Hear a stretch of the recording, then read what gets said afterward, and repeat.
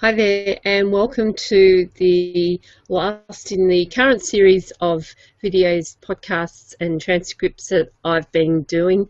This is Genealogy Hangout. My name's Fiona Telleson, and in this session, this is the last one, and I'm going to talk some tips and tricks on using the census. Now, you'll recall that I mentioned in the last one that I presented about the census for the US, the UK and Australia.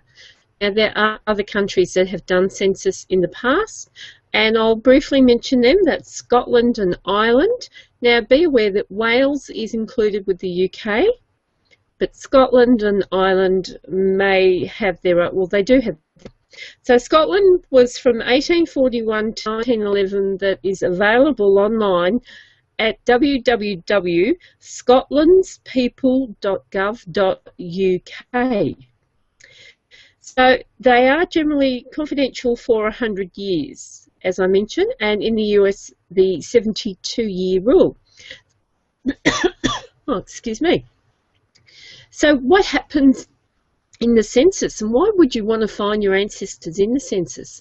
Well, the census is an amazing tool, and let me put it into perspective. I have a family member, my husband's great-great-grandfather, who was born in 1856. So the first census that we find him on is the 1861 census.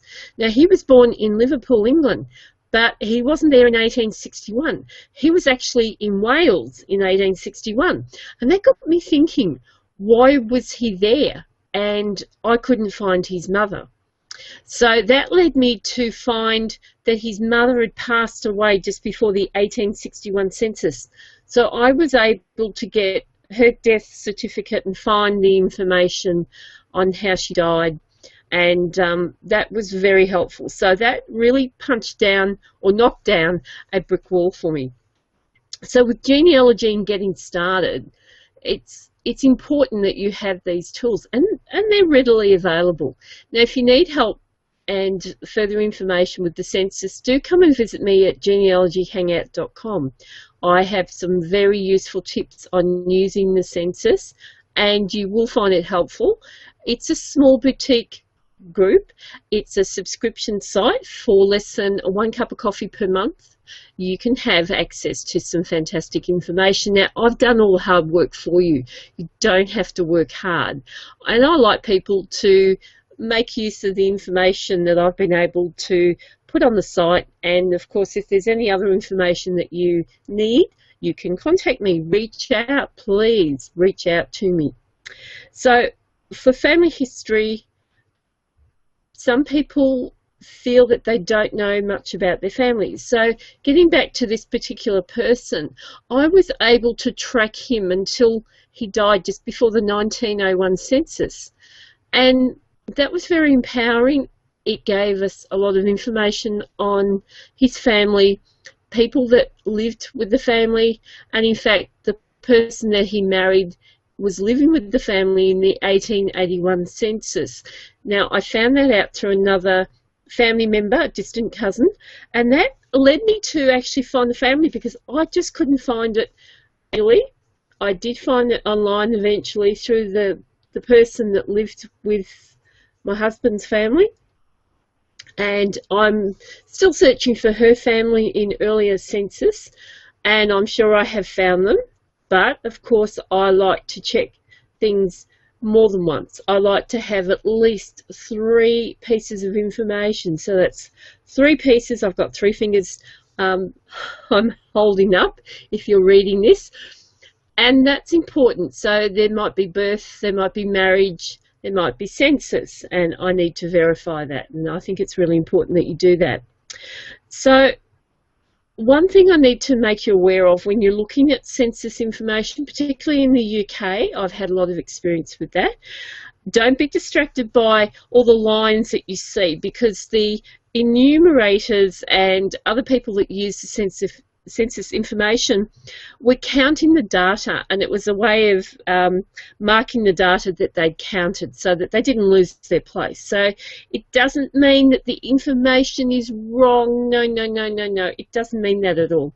The information, if it was given by those people, is generally correct. So fairly reliable. The 1911 census was fantastic because in the 1911 census for the UK, the head of the household actually filled out the census information and signed it. So prior to that, people used to go around door to door and used to listen to the head of the household and write down then and there on the spot. So the 1911 UK census was the first one that the household filled out, and consequently households filled them out from that time forward. So fantastic information. So there's some standard abbreviations, and I think it's really important that I cover it before this session finishes.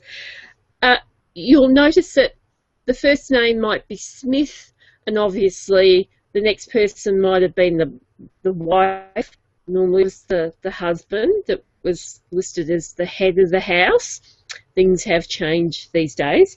And then there would be, for example, John Smith, Jane Smith, Bill Smith, Bob Smith. And rather than writing out Smith, the person would just write ditto or do, D-O. So if you see John Smith, Jane do, Bob do, Bill do, their name is not do. It's the same as Smith, okay? So very simple. And the names George, William and Elizabeth are abbreviated. So if you can't find the full name, G-E-O-R-G-E for George, try G-O, G-E-O. And for William, if you can't find William, try W-M. And for Elizabeth, it might be E-L-I-Z or just Liz. So a lot of names could be pet names as well. And be aware that if someone's missing from that particular census information, they might actually have not been at that household for that night. So they may be elsewhere. And that's happened to our family. I think it was in the 1901 census that the mother was someone else. And she was a midwife, so she may well have been doing a delivery for that night, or she may have just been staying with friends. We can only speculate for that information at the moment. So, a couple of dates that I want to cover for the UK census, and I've spoken more about the UK census this time because when you're checking your ancestry, a lot of people do go back to the UK, even those in the US. So, the 1841 census was taken on the 6th of June, the 1851 was taken on the 30th of March, the 1861 was taken on the 7th of April, 1871, 2nd of April, 1881 on the 3rd of April, 1891 on the 5th of April, 1901 was on the 31st of March, and 1911 was taken on the 2nd of April. So you can see that there's a bit of a pattern there now. So from around about 1861 was taken around the beginning of April. And the same with the US, they started being taken on the 1st of April. So I hope you've enjoyed this information. Remember, genealogyhangout.com. Get started. Don't put it off. Find your family history.